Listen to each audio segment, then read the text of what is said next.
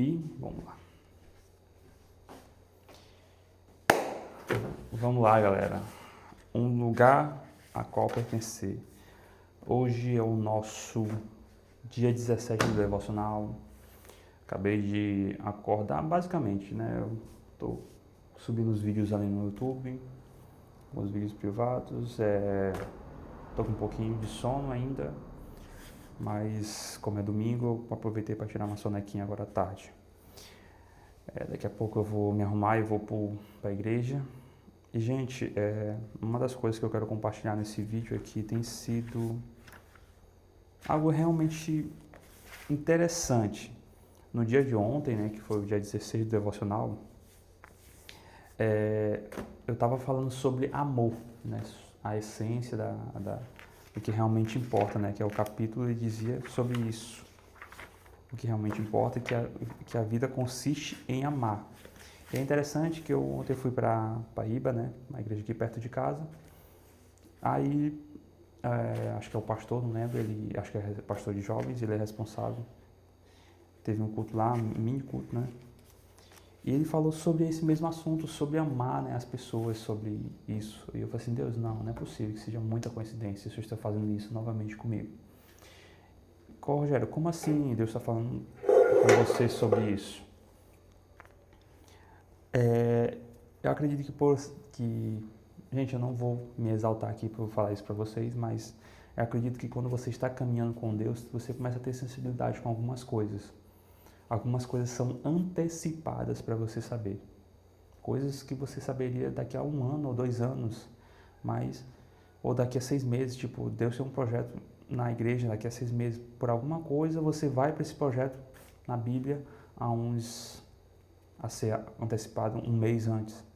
Então, quando alguém fala sobre um assunto, a primeira vez, questão de segundos, ou questão de dias ou de horas, alguém fala sobre aquele mesmo assunto. Então, isso tem sido um padrão recorrente da minha vida, principalmente do ano 2025 para 2026. Eu tenho percebido isso, que quando eu estou estudando sobre um assunto, algumas pessoas automaticamente, em um período bem curto de tempo, falam sobre o mesmo assunto. Rogério, mas isso aí é só coincidência, Rogério. Não, gente, eu não costumo dizer que isso é coincidência. Porque eu falo sobre várias coisas, sobre vários assuntos. Eu desenvolvo sobre várias coisas que eu acredito na palavra, naquilo que eu estou vivendo, e tudo mais. E ontem eu estava falando sobre amor por conta do devocional.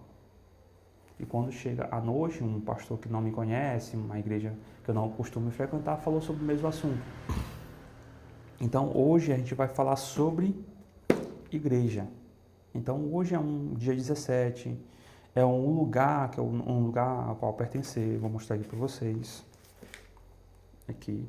Gente, hoje eu estou aqui na minha bancada. Quando eu arrumar a casa um pouquinho, eu vou mostrar minha casa para vocês. Uma casa bem simples, vocês vão gostar. Mas vamos falar sobre isso. Então pode ser que hoje eu tenha uma testificação de alguém que mencione sobre esse assunto hoje. Eu não sei. Caso seja, no vídeo de amanhã eu já vou relatar sobre isso. Também anotei sobre o desafio de ontem, que eu falei, que eu ia honrar uma pessoa no final desse ano. Acabei de anotar no meu caderninho. Então, se prepare, você fiel. Gente, eu não tenho como desenvolver muito sobre esse assunto, mas eu vou desenvolver a partir da minha visão daquilo que eu acredito, daquilo que eu vivi. Então, Rogério, mas eu não concordo com isso. Fazer que nem o vídeo de ontem. Gente, é minha visão, é aquilo que eu aprendi, é aquilo que eu convivi.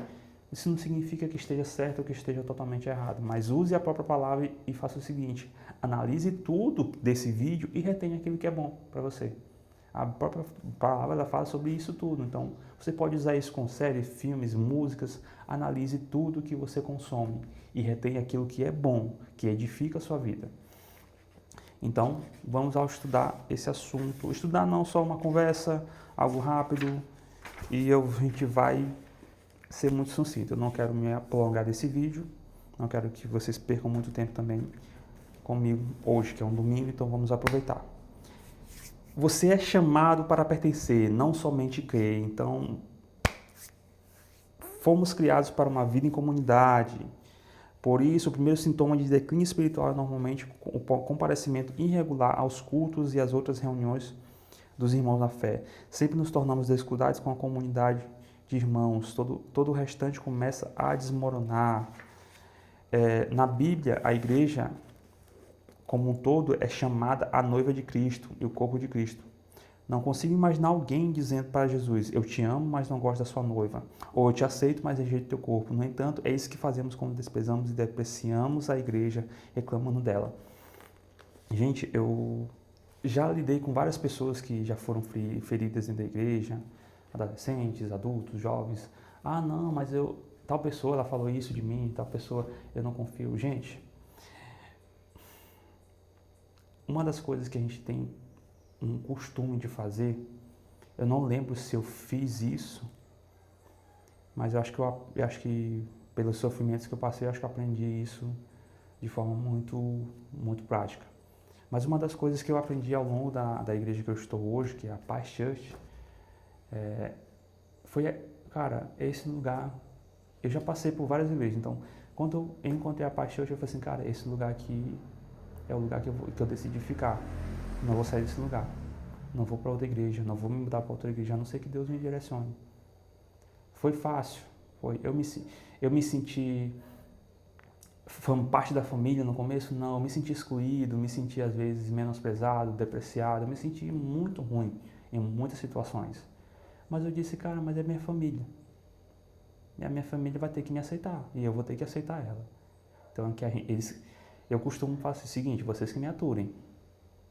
Ah, mas eu não sou perfeito. Eu tento ser agradável, suportar. Eu tento ser uma pessoa suportável para os outros.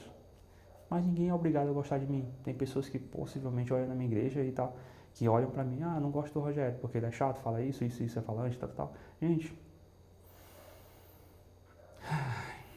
eu respiro porque igreja não é sobre pessoas perfeitas.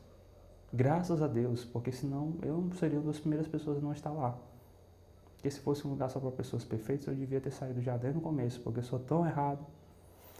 Mas enfim, quando a gente olha para a noiva de Cristo, que nós somos a noiva de Cristo, nós somos essa igreja, você é essa igreja, a gente tem que entender que a gente não pode deixar de amar a outra noiva de Cristo, o seu irmão, que está aí na sua própria congregação, na sua própria igreja. Você não pode deixar de amar ele.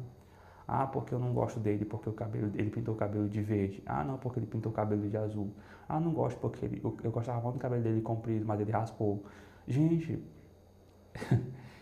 tantos motivos para você não gostar de quem faz parte da igreja do Senhor, não faz sentido.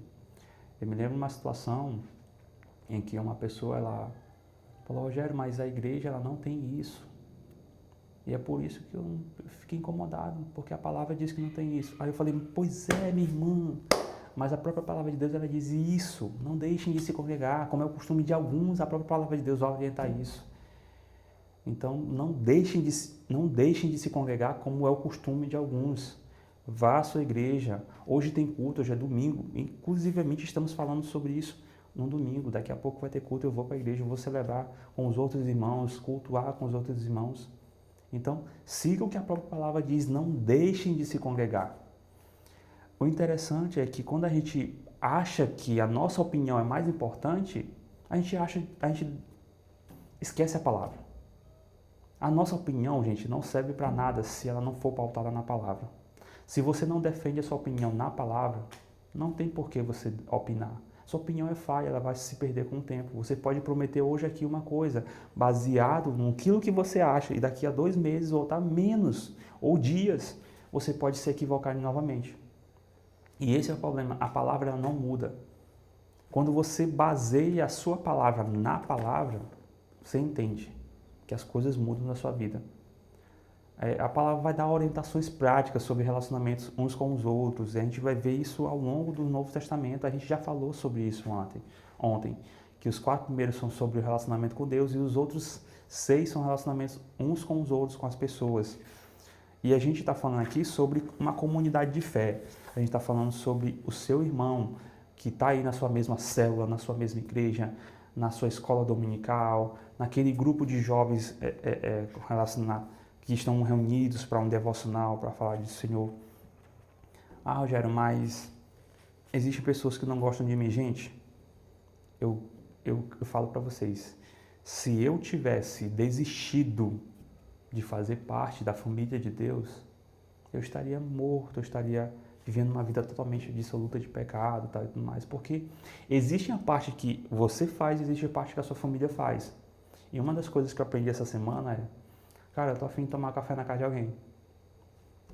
Cara, quem é a pessoa mais perto que eu tô agora? Ah, tal.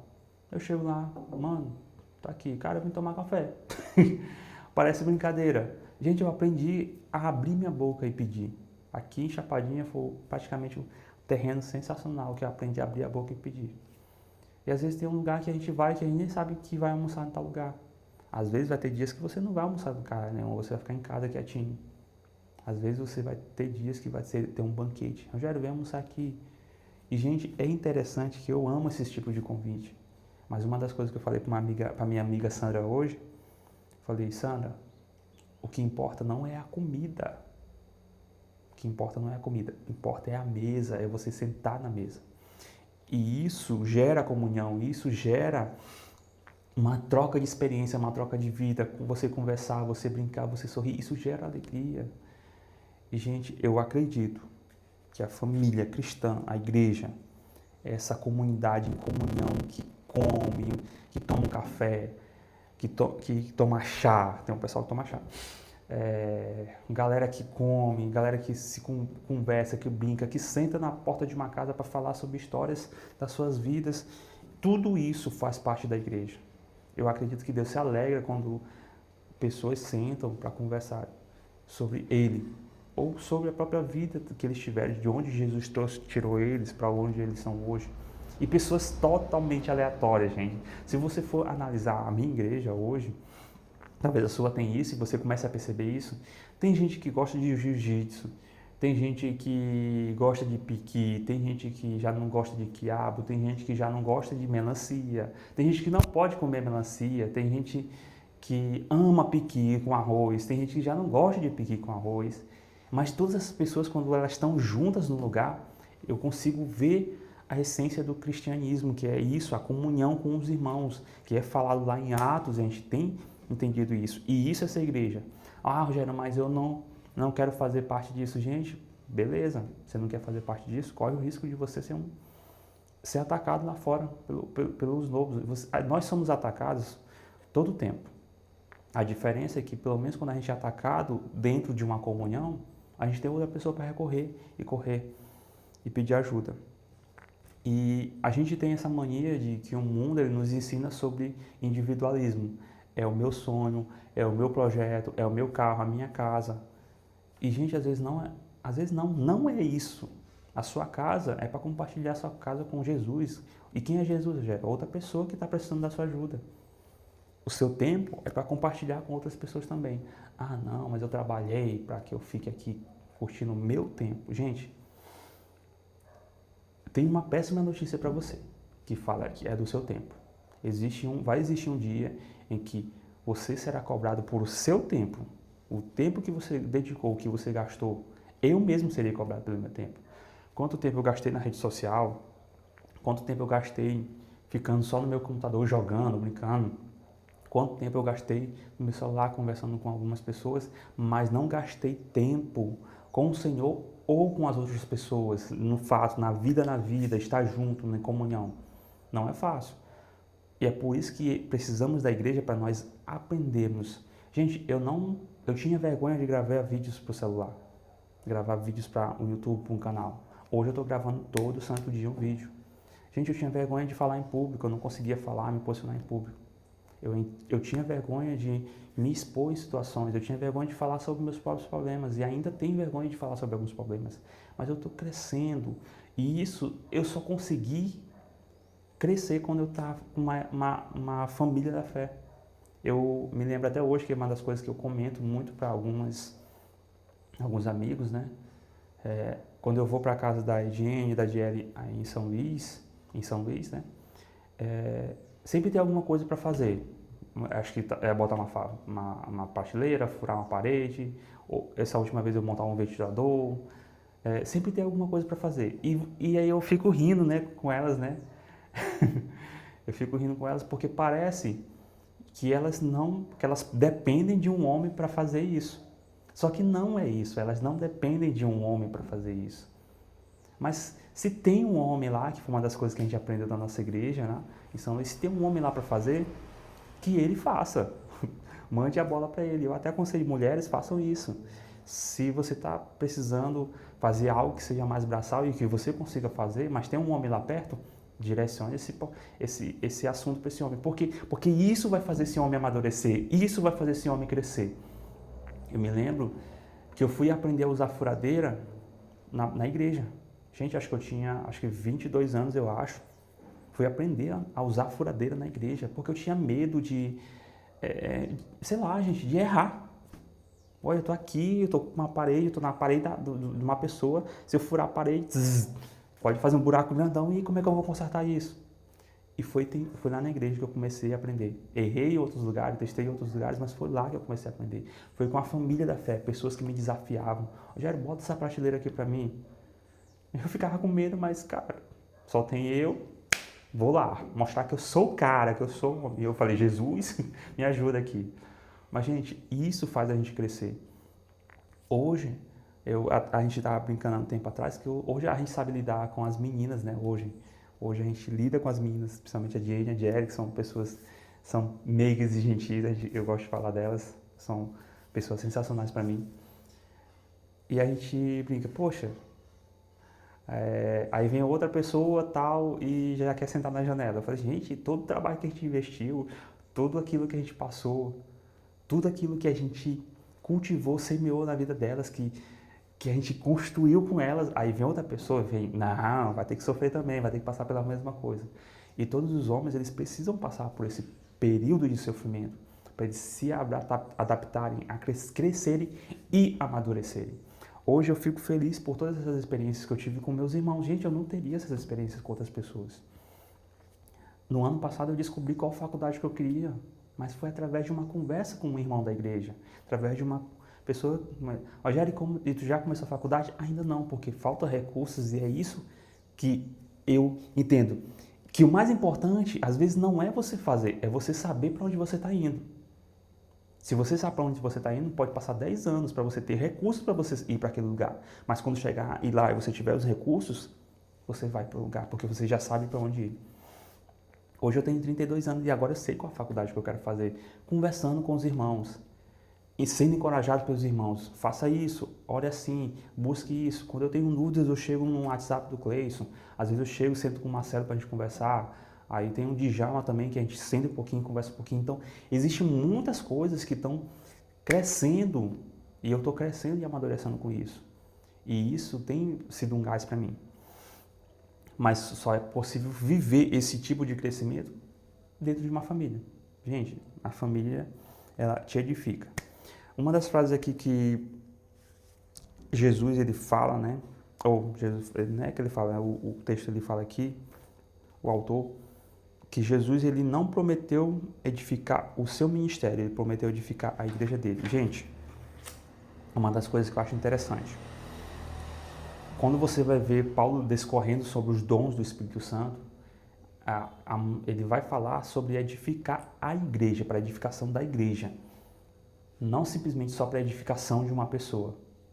Porque seria, assim, sem noção nenhuma. Tipo, eu recebo todos os dons para eu curar, para eu andar, para eu profetizar, para eu ser o cara bem sucedido. Gente, todos os dons, eles são para a edificação da igreja. Todos os dons. Todos os dons são para a edificação da igreja. E a gente tem que começar a entender que Jesus, ele veio edificar a igreja dele. Não você, alecrim dourado, que nasceu no campo sem ser semeado. Gente, nós não somos estrelinhas de Jesus. Nós somos a igreja de Jesus, sim. Nós somos amados e desejados por Jesus, sim. Mas o problema é que quando você se acha que é você a igreja de Jesus, só você a igreja de Jesus. E o problema é que só você não é a igreja de Jesus.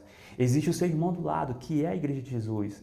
Existe o seu irmão que está lá do outro lado do continente, passando fome, que também é um cristão, sendo martirizado, que é a igreja de Jesus.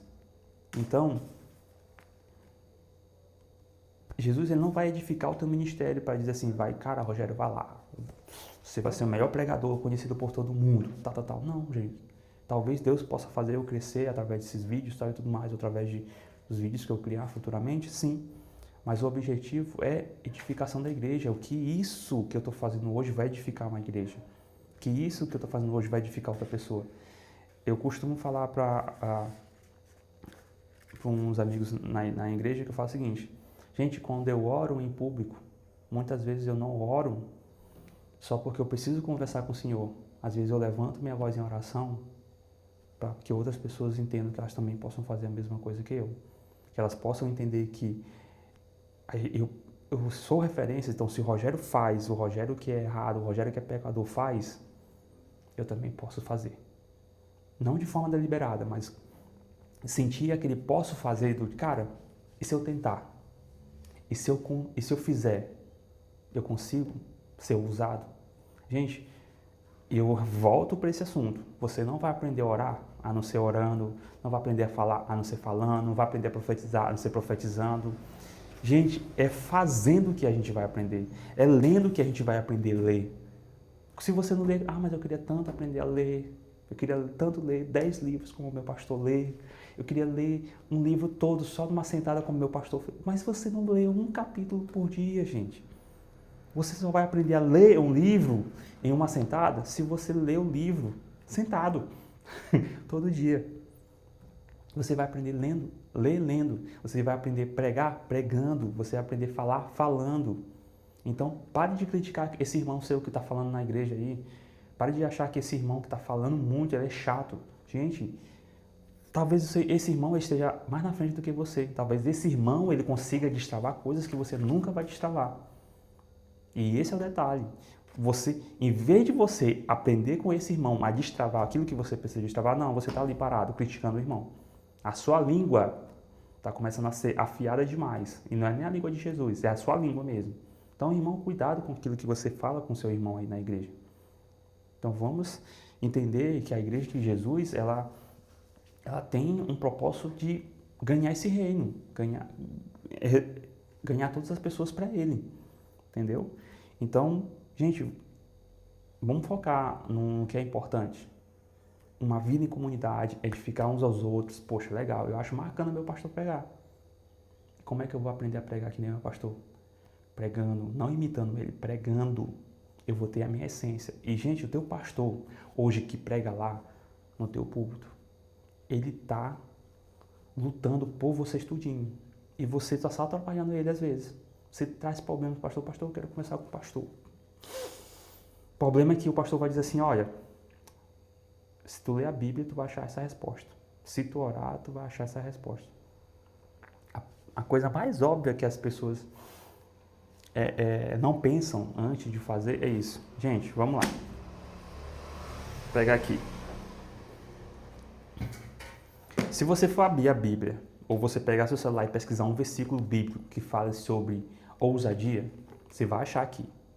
Se você pesquisar um princípio bíblico sobre investimento em finanças, você vai achar aqui. Se você quiser um conselho sobre relacionamento, você vai achar aqui. Se você quiser um conselho sobre luto, você vai achar aqui. Se você quiser um conselho sobre, sei lá, sobre até seu emprego, você vai achar aqui. Todas as respostas estão aqui. Qual é o óbvio então?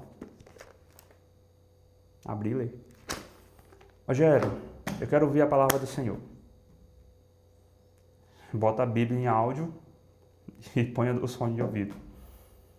Rogério, eu quero aprender, eu quero falar com o Senhor. Ora. Gente, tudo que você está procurando no Senhor tem a resposta óbvia, oração e palavra.